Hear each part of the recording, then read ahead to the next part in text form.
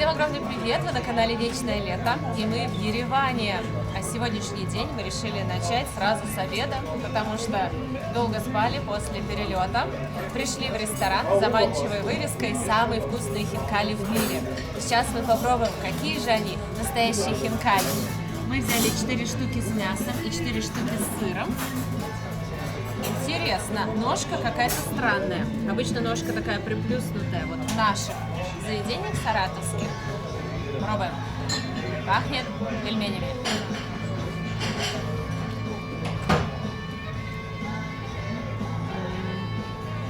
Я уже могу сказать, что это очень вкусно. Я еще не добралась до мяса, но уже попробовала тесто. Оно идеальное. И сок. Как это вкусно. Хорошее мясо. В сочетании с зеленью. Ничего лишнего. Много бульончика. Хинкали вообще сложно есть. Особенно делать это на камеру. Но это сказочно вкусно. Очень-очень вкусно. В меру соленые. Вот эта зелень добавляет вкуса. Мяса много. Смотрите, тесто какое. Эластичное. Клево. Мне очень-очень нравится. Я съел хинкали с мясом, они были, конечно, нереально вкусные. Но с мясом сделать, конечно, вкусно можно, а вот можно сделать вкусно с сыром. Вот вопрос. Сейчас мы узнаем ответ. Это не просто сырок с зеленью. Сыр нежный. Это обалденно. Благодаря тому, что смешали с зеленью, вкус не плоский получается. Так что тоже очень вкусно сделали. Действительно, вывеска подтверждает статус того, что это самые вкусные хинкали в мире. Какие тебе больше понравились, с мясом или с сыром? Они все вкусные. Если честно, мне кажется, с мясом вкуснее, потому что там какая-то горчинка, остринка, соль, а сыр. Ну, вот ты сыр больше любишь, я знаю. Это на любителя тоже, кто-то больше любит сырный вкус, кто-то мясной. Мне мясной больше нравится. Но я не скажу, что сырный хуже. Просто другой вкус. Кстати, один хинкали получается всего 75 рублей. А мне понравились больше сырные хинкали, потому что очень вкусный домашний сыр, такой белый. Он тянется, он не сильно соленый, с вот этими травами. Очень-очень вкусно. Как я говорю, на любителя. Просто супер. Хорошо, что заказали с мясом и сыром. Здесь нужно заказывать минимум 4 штуки одного вида. Порция 4 штуки. И это получается недорого и очень вкусно. И мы переходим к десерту. Принесли нашу пахлаву. Посмотрите, какая она красивая. Она отличается от пахлавы, которую готовят у нас в Саратове, от той, что мы едим в Турции. Необычненько. Официант такой прикольный, принес пахлаву, взвесил, чтобы потяжелее была, мне дал. Какая больше? Вот это тебе. Я буду руками есть, ладно? Я разрешаю. Смотрите, много орехов. Вот это вот такое, это грецкий орех.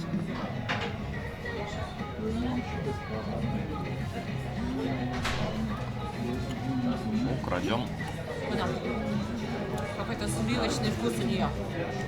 Сливочного масла хорошего. Грецкие орешки. Не сильно сладкое, кстати. Очень вкусно. Вот к чаю, кофе, без сахара. Я считаю, идеальный десерт. Классно. Мы взяли еще американо, капучино, поели, все было очень вкусно. И счет вышел на 12 540 драм. И сюда еще не входят чаевые, поэтому оставляем 1000 драм чаевыми. Вот так они выглядят. А мы выдвигаемся на экскурсию. До нее у нас осталось полчаса. Идти минут 17. Поели очень вкусно. Я могу стих сочинить, как это было прекрасно. Здорово, что не объелись. Сейчас нет такой, знаете, тяжести. И не допились. Хотя был соблазн заказать вина. А что, мы на отдыхе, да, можно и в обед по бокальчику. Но оставим это дело на вечер. А сейчас пойдем смотреть самые интересные места в центре Еревана. Светик уже как местный, пьет из фонтана. Хороший способ растрясти хинкали, пойти на экскурсию, где место сбора вон там, наверху этой огромной лестницы. А, кстати, очень красивая. Но сейчас так жарко, и я как представлю, что нам придется по ней подниматься. Ой, ну куда деваться? Новые знания того стоят. Я сейчас посмотрел, оказывается, нам не нужно прямо сейчас подниматься, мы встречаемся около этого черного кота. Экскурсия будет начинаться именно здесь через 5 минут, по идее. Должна группа потянуться. Но пока никого нет. Пока никого нет, да. Черный кот. Черный кот и мы. Ну, самое главное, что мы пришли вовремя. Будем ждать. В общем, ребята, у нас началась экскурсия. Достаточно большая группа, все из России. Скульптура лежачей дамы обошлась в $17 миллионов. Для сравнения, там вот черный кот стоит, вот он $1 миллион стоит. Это женщина 17 миллионов. Вот это цены. Говорю, хорошо, что скульптуру назвали римским, а не армянским, а тут опозорил всех нас. Здесь скульптура римского воина, и у него очень маленький кренделек. Мы сейчас всей группой отгадывали, почему. И вопрос теперь к вам. Может, кто знает, почему у этой скульптуры воин такой большой, а кренделек маленький. Правильный ответ – мы лайкнем. Напротив, моя самая-самая-самая большая любовь на каскаде. Мега-шедевр современного искусства. Мега-известная работа корейца Чо Хонга. Знаменитый по всему миру лев из покрышек. Из бэучных шин. Ребят, подходите, пожалуйста, посмотрите на глаза, клыки, язык, мышцы, манеру ходьбы. Как будто живой кот, как будто сейчас вот нападет на вас. Арцахские ковры уже почти На грани уничтожения. Вот выходя из наших народов, он создает между нами мост дружбы. Опираясь на нашу дружбу, он смотрит на свое детище, карту Еревана.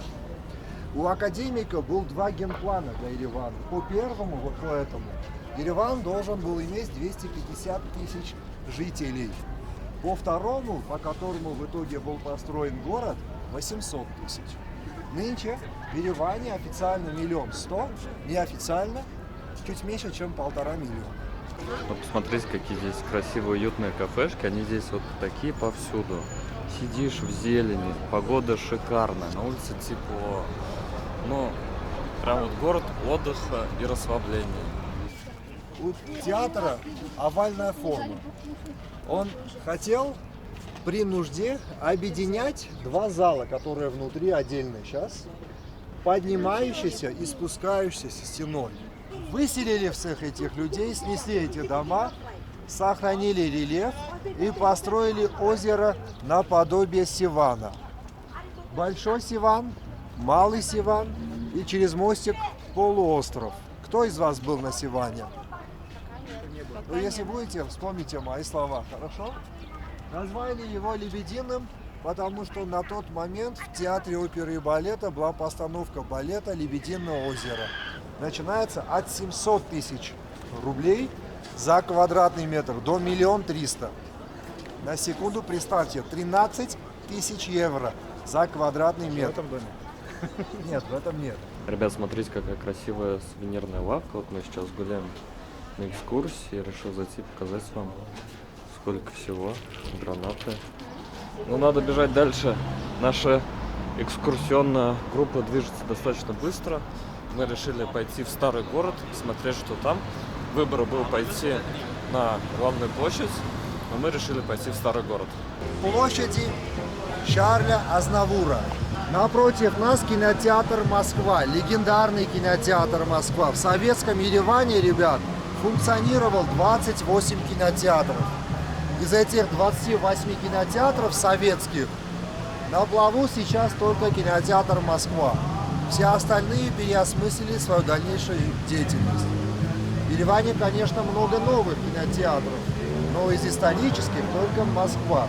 Вот так гуляешь по Еревану, проходишь сувенирную лавку, думаешь, ну ничего особенного, зайти или мимо пройти. Оказывается, сквозь нее можно пройти. Итак, давайте посмотрим. Заходим внутрь. Здесь продаются различные сувенирчики. Много всего интересного. Если останавливаться на каждом экспонате, то можно несколько часов видео снимать. Шахматы. Проходим. О, там еще винный отдел. И вот мы попадаем в дворик. Кто знает, для чего это приспособление?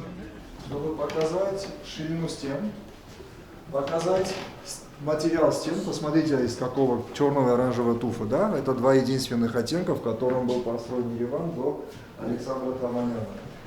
Показать и сказать, что вот эти две комнаты хозяин дает бесплатно молодым художникам и скульпторам, чтобы они в течение недели бесплатно выставляли свои работы. Ребят, посмотрите, какой здесь клевый ресторанчик на втором этаже. Как уютно можно посидеть. Красота просто. А у нас тут экскурсия.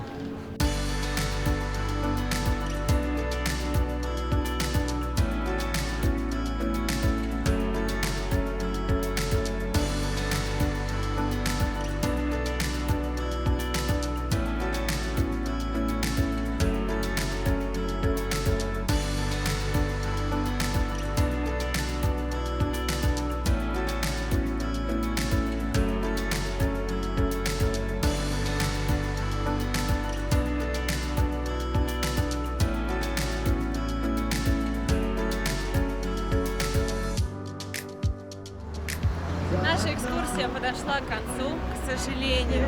Нам она очень понравилась. Еще раз убедилась в том, что экскурсию делает тот, кто ее проводит. Мы посетили уже экскурсий 200, наверное, за время ведения нашего канала. И это один из тех редких случаев, когда понравилось все на 100%. В том числе потому, что Гурген, это вот гид, он очень любит Ереван. Прям он душой и сердцем за него болеет. И это чувствуется в каждой фразе, в каждом слове. Когда гуляешь с таким человеком, тоже влюбляешься в город. С таким трепетом относится к тому, что осталось, сохранилось. И вот передают нам эти здания. Если честно, я когда сюда ехала, я вообще ничего не знала про Ереван. И сейчас мне прям до слез. Знаете, как понравился фильм какой-то или музыка, тебя до слез трогает.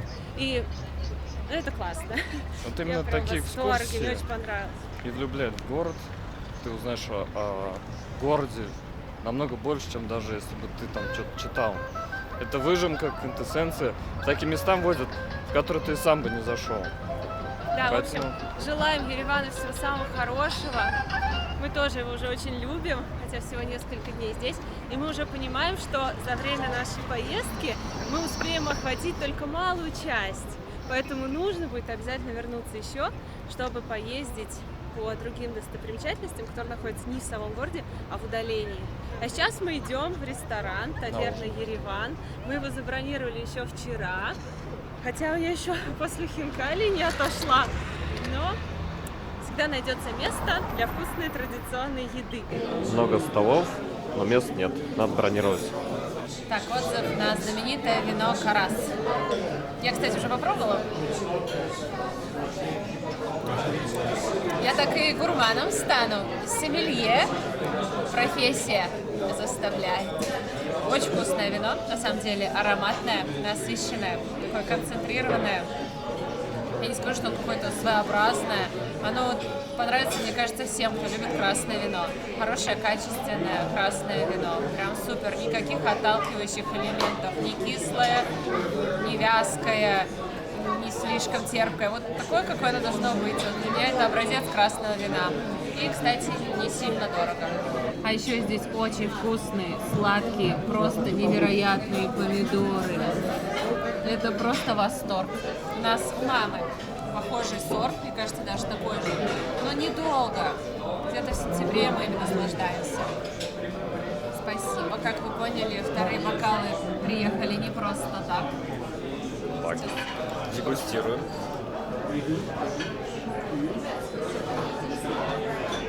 Ребята, угадайте, зачем дегустируют вино?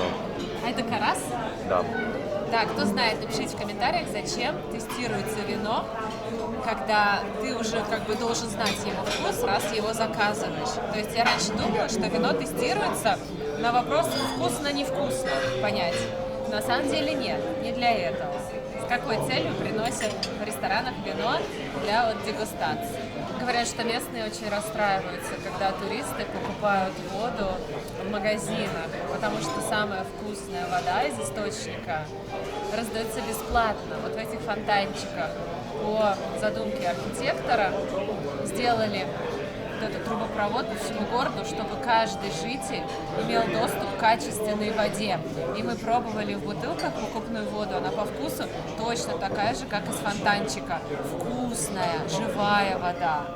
Ну, может, даже фонтанчики еще прикольнее. Тем временем приносят наши салатики. Говорят, что в следующем месяце будет праздник вина, когда все пьют вино и повсюду угощают вином несколько дней. И я думаю, что же мы так рано приехали. Ладно, давай пока попьем удивительный напиток за вас, за хороший отдых, за хорошие экскурсии. Что хочу еще раз сказать. Обязательно, приезжая в новый город или в тот город, где вы уже были, в отпуск, берите экскурсии, узнаете столько всего нового. И ваша душа будет петь и плясать. Там будет играть музыка, сразу настроение такое хорошее. Понимаешь, сколько ты всего не знаешь и сколько еще всего тебе предстоит узнать. Вот. Так что хотела просто сказать, что на чем, вот на экскурсиях экономить не надо. Нельзя. Принесли наш шашлык, телятина. Какая интересная здесь подача. Спасибо большое. Спасибо. Ну-ка, Саша, как тебе шашлык? Я уже попробовал. Шикарно. Мы сюда пришли именно ради мяса. Мне кажется, в Армении вообще ради мяса надо приезжать. Мясо просто, знаете, это не просто шашлык, какой-то аромат. Этот аромат не всегда удается передать вместе с мясом. Обычно шашлык, ну, какой-то плоский вкус. Вкусно, да, хорошо. Здесь чувствуется вот аромат, какой-то дымок. Не знаю, как они так делают. Вот это их отличительная особенность. Классно. Давайте я тоже попробую. Так. Выглядит очень аппетитно. Я люблю, когда на мясе еще жирочек. Вот как здесь.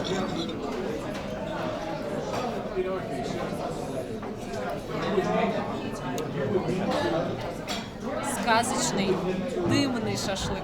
Обычно шашлык вкусно пахнет, когда он жарится на костре. Домой приносишь, и в самом мясе нет вот этого вот дымка. А здесь даже внутри мяса какой-то вот этот дымок. Очень вкусное, свежее, качественное мясо.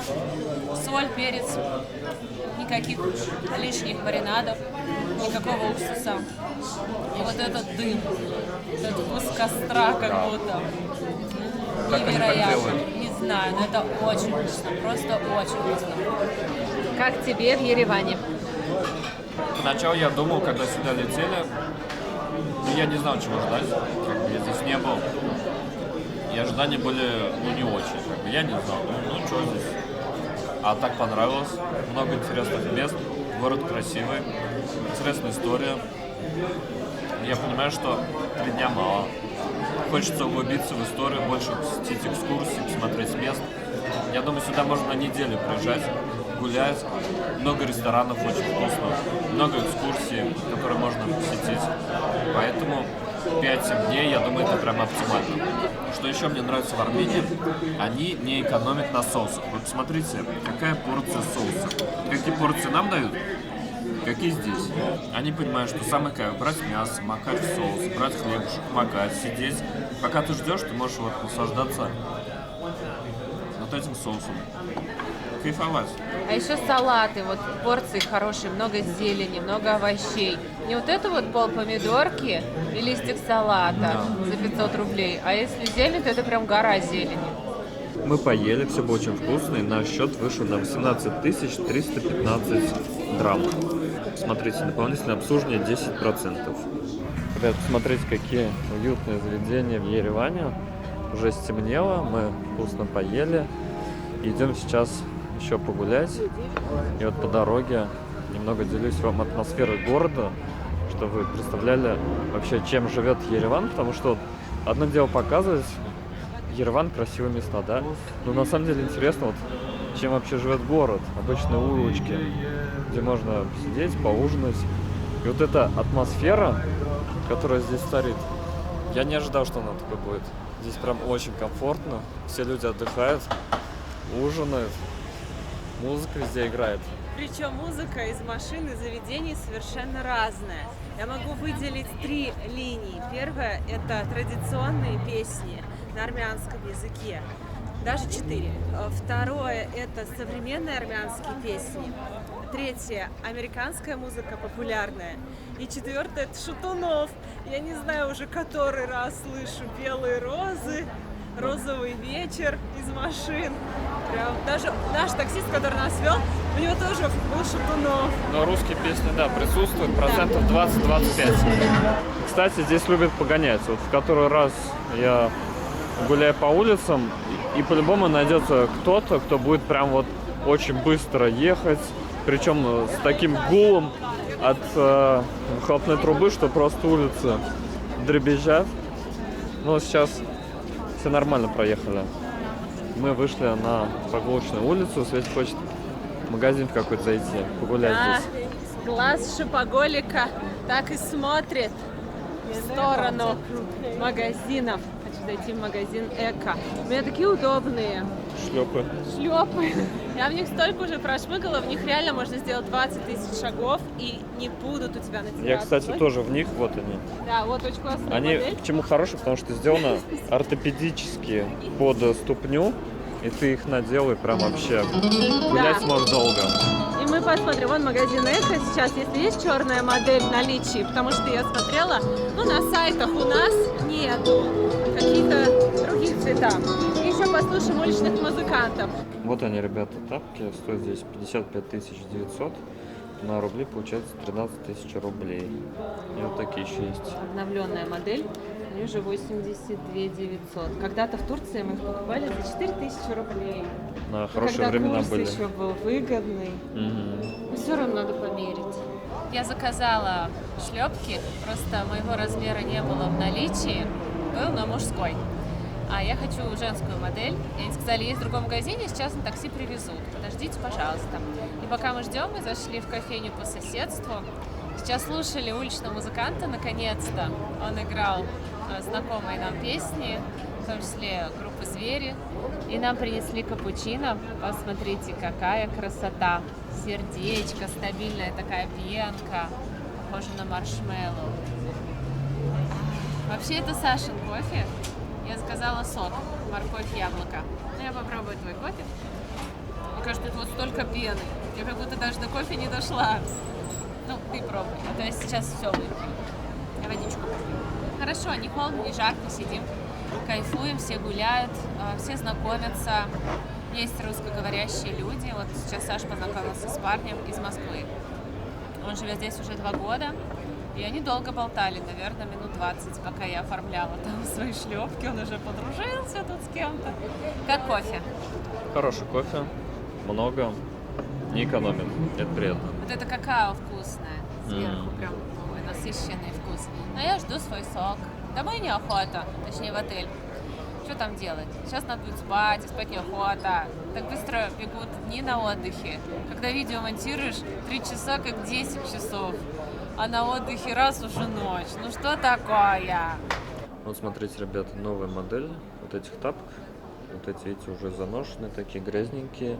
И липучки вот эти у них широкие. А сейчас новые, у них более узкие, смотрятся более стильно. Мне нравится. Мне тоже. Надо брать. Мы зашли в продуктовый магазин, потому что завтра нам рано на экскурсию. Мы хотим взять что-нибудь на утро.